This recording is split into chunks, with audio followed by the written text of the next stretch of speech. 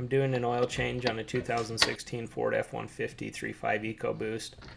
I'm going to pull out the dipstick partially here so that after I drain the oil I have a reminder to myself that oil has not yet been added.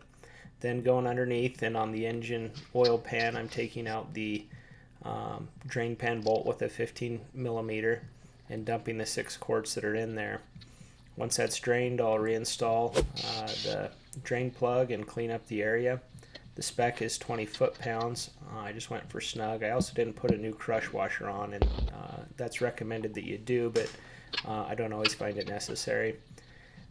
Removing the oil filter found at the front of the engine under the drive belts on the driver's side, and I unscrew it partially and then let it drain for a little bit and then take it off the rest of the way and make sure the gasket came off with the filter.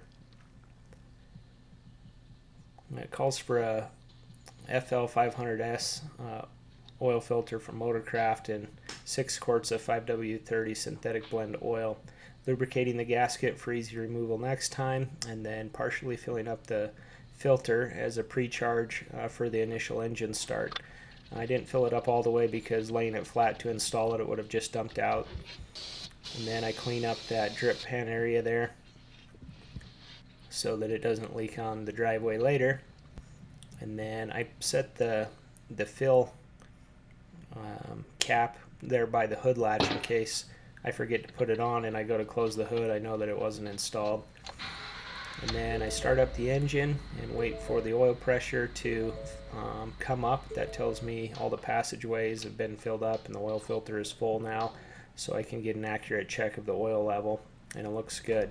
So now I want to make sure everything's installed up on top, dipsticks in, plug caps on, no leaks underneath, nothing's bleeding, and then reset the oil light by going in the menu to display mode, engine information, and then holding the OK button to reset it. Thanks for watching. I hope you like and subscribe.